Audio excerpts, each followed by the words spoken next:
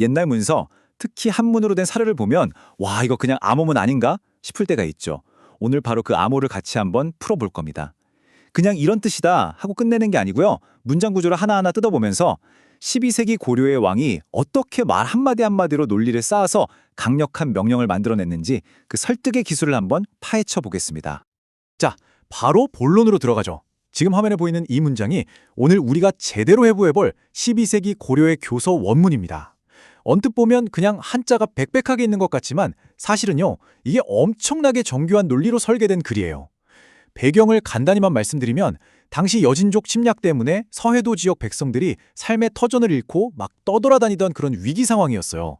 왕은 바로 이 문서 하나로 판을 뒤집으려고 했던 거죠. 자, 그럼 지금부터 이 문장을 한 조각씩 한 조각씩 떼어내면서 그 안에 숨어있는 논리의 뼈대를 한번 같이 보시죠. 자, 뭐든지 해결하려면 일단 문제가 뭔지부터 알아야겠죠. 왕이 도대체 어떤 상황을 문제라고 보고 있는지 교서의 첫 부분에서 바로 그 단서를 찾아보겠습니다. 네, 바로 이 부분입니다. 교서의 첫 구절이죠. 어떤 해결책이든 시작은 문제가 무엇인가를 정확히 정의하는 것에서 출발하잖아요.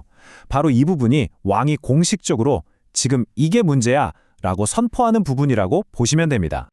자, 이제부터가 진짜 재밌어집니다. 하나씩 뜯어볼게요. 조알, 이건 뭐 완떼서 말씀하시길 하는 상투적인 시작이고요. 경은 최근에라는 뜻이니까 시간적인 배경을 알려주는 거죠. 그런데 이 모든 논리의 출발점, 핵심은 바로 이 한 글자, 써이입니다.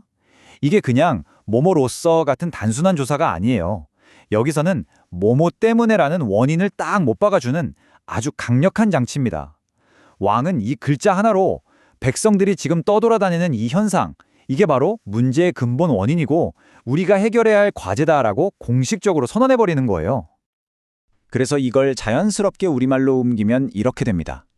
최근 서해도 백성들이 고향을 떠나 떠돌고 있기 때문에 자, 여기서 우리가 주목해야 할 점은요. 왕이 그냥 백성들이 떠돈다 이렇게 사실만 말하는 게 아니라는 거예요.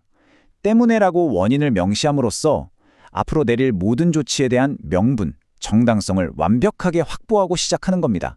문제 정의 자체가 앞으로 나올 해결책의 근거가 되는 아주 똑똑한 장치죠. 자, 문제가 정의됐습니다. 그럼 이제 정부가 어떻게 대응했는지 봐야겠죠? 바로 이어서 나오는 두 번째 구절이 그 위기에 대한 첫 번째 대응책을 보여주고 있습니다. 근데 이 조치를 이해하려면 먼저 핵심 인물인 간무관이 누군지 알아야 해요. 이 사람들이 그냥 평범한 지방관리가 아니었습니다. 뭐랄까, 오늘날로 치면 특별 대책반 같은 거예요. 민생을 안정시켜라! 라는 특명을 받고 중앙에서 급파된 일종의 해결사들이었던 거죠. 이 구절의 구조를 잘 보면 왕의 권력이 그대로 드러납니다. 신은 비로소, 차는 파견했다는 뜻이죠. 근데 진짜 힘은 바로 이 하여금 사라는 글자에 숨어 있어요. 뭐로 하여금 뭐로 하게 하다, 뭐를 시키다라는 뜻의 사동사거든요. 이게 왜 중요하냐면 행동의 최종 주체가 왕이 되게 만들어요. 그러니까 간무관이 백성을 받다가 아니라 왕인 내가 간무관을 시켜서 백성을 볼보게 만들었다라는 뉘앙스가 되는 거죠. 모든 공이 자연스럽게 왕에게 돌아가는 구조입니다. 그래서 이걸 번역하면 이렇게 되는 겁니다. 간무관을 파견해서 그들로 하여금 백성을 돌보게 했다. 어때요? 그들로 하여금이라는 말에서 방금 설명드린 사동사의 힘이 딱 느껴지시죠? 이게 그냥 단순 보고가 아니에요. 왕의 의지가 어떻게 구체적인 행동으로 이어졌는지를 보여주는 아주 잘 짜인 기록인 거죠. 자, 그럼 이 조치가 과연 어떤 결과를 낳았을까요? 궁금해지죠? 자, 그래서 왕의 이 첫 번째 조치, 과연 성공했을까요? 실패했을까요? 문서는 망설이지 않고 바로 그 결과를 보여줍니다. 정책의 성패가 바로 여기에 드러나죠. 네, 바로 이 구절입니다. 간무관을 파견한 결과 어떤 일이 일어났는지를 딱 보여주는 부분이에요. 이 짧은 8글자에 정책의 성공 여부가 다 담겨 있습니다. 여기서 논리의 핵심, 그러니까 그래서 어떻게 됐는데에 대한 답이 나옵니다. 그 열쇠는 바로 드디어 수라는 글자예요.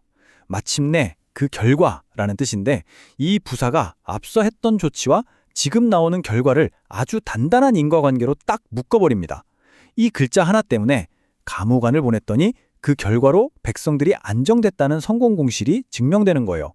단순히 상황이 좋아진 게 아니라 우리의 조치 때문에 좋아졌다는 걸 명확히 하는 거죠. 그래서 떠들던 백성들이 돌아오고 생업이 날로 번성하게 되었다고 선언하는 겁니다. 자, 번역문을 보면 정책의 성공이 아주 명확하게 드러나죠. 근데 이게 그냥 우리 잘했지? 하고 자랑하려고 쓴 게 아니에요. 이 성공 사례를 문서에 딱 박아두는 건 굉장히 중요한 전략입니다. 왜냐고요?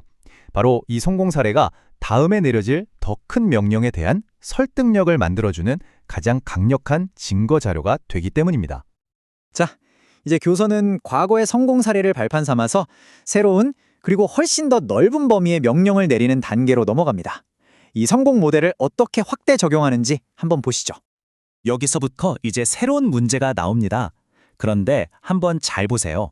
이전에 나왔던 문제랑 구조가 놀랍도록 똑같다는 걸 알 수 있을 겁니다. 24, 24, 이 숫자 하나가 지금 상황이 얼마나 심각한지를 그냥 보여주는 거예요. 이제 이건 한두 지역의 문제가 아니라 무려 24개 현에 걸친 광범위한 위기라는 뜻이죠. 이건 더 이상 임시방편, 땜질식 처방으로는 안 된다. 전면적인 대책이 필요하다는 강력한 신호인 셈입니다. 여기도 단어 선택이 아주 기가 막힙니다. 먼저 이제금, 이제라는 말로 시간의 축을 과거의 성공 사례에서 지금 여기의 문제로 확 가져옵니다. 그리고 결정적인 한 방이 바로 또 여기에요. 또한이라는 뜻이죠. 이 글자 하나가 지금 여기 이 문제도 우리가 예전에 성공적으로 해결했던 바로 그 문제랑 똑같은 종류의 것이다 라고 선언해버리는 거예요. 과거의 성공 공식을 현재 문제에 그대로 가져다 쓸 수 있는 논리적인 다리를 딱 놓아주는 거죠. 그래서 이게 바로 새로운 문제에 대한 설명입니다. 딱 봐도 아시겠죠? 앞에 나왔던 문제랑 구조적으로 완전히 똑같습니다. 자, 그럼 이제 논리적인 판은 완전하게 깔렸습니다. 첫째, 해결해야 할 문제가 있다. 둘째, 이와 똑같은 문제를 아주 성공적으로 해결했던 선례가 있다. 그럼 왕이 내릴 명령은 뭘까요? 사실상 답은 이미 정해져 있는 거나 마찬가지입니다. 드디어 나왔습니다. 이 교서 전체의 핵심이자 최종 명령이 담긴 마지막 구절입니다. 사실 이 문서가 존재하는 이유가 바로 이 한 문장 때문이죠. 이 마지막 구절에 쓰인 단어들이 바로 명령 그 자체입니다. 먼저 마땅의, 이건 마땅히 뭐 해야 한다는 뜻으로 반박할 여지를 주지 않는 강력한 당위성을 부여하는 글자입니다. 그리고 준할 준, 선례를 따르라는 거죠. 그럼 어떤 선례를 따르냐? 바로 앞에서 성공했다고 증명된 그 모델, 유주 등의 선례입니다. 길게 말할 필요가 없어요. 우리가 성공해봤으니까 그대로 해라. 이것보다 더 효율적이고 강력한 명령이 어디 있겠습니까? 그래서 이게 바로 최종 명령인 겁니다. 지금까지 우리가 뜯어본 모든 문장들, 그러니까 문제 제기부터 시작해서 첫 번째 조치, 그 성공적인 결과, 그리고 새로운 문제 제기까지 이 모든 과정이 사실은 이 한 문장의 명령을 내리기 위한 거대한 밑그림이었던 셈이죠. 모든 논리가 바로 이 하나의 명확한 결론으로 딱 모이는 순간입니다.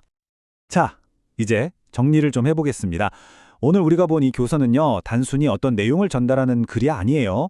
문장의 구조, 그 자체가 얼마나 강력한 논리가 되어서 최종 명령을 뒷받침하는지를 아주 잘 보여주고 있습니다. 이 흐름을 다시 한번 보세요. 이게 바로 이 교서의 완벽한 논리 구조입니다. 써 2로 문제를 정의하고 하여금 4로 왕의 조치를 명확히 하고 드디어 수로 그 결과가 성공적이었음을 증명했죠. 그리고 또 역으로 새로운 문제도 똑같은 문제라고 연결한 다음에 마지막에 마땅의와 준할 준으로 누구도 반박할 수 없는 최종 명령을 내리는 겁니다. 단어 하나하나가 다음 단계를 위한 디딤돌이 되는 정말 정교한 설계도 같지 않나요? 이게 바로 거부할 수 없는 왕의 명령이 만들어지는 방식입니다. 결국 오늘 우리는 오래된 한문 문서 속에서 시대를 뛰어넘는 설득의 기술을 본 셈입니다. 정교하게 짜인 언어의 구조가 어떻게 단순한 사실 나열을 아무도 거부할 수 없는 강력한 명령으로 바꿔놓는지를 말이죠. 생각해보면 이런 논리의 흐름이 비단 고려시대 교서에만 있을까요? 어쩌면 오늘날 우리가 보는 정책 제안서나 회사의 기획서 안에도 이런 구조가 숨어 있을지 모릅니다.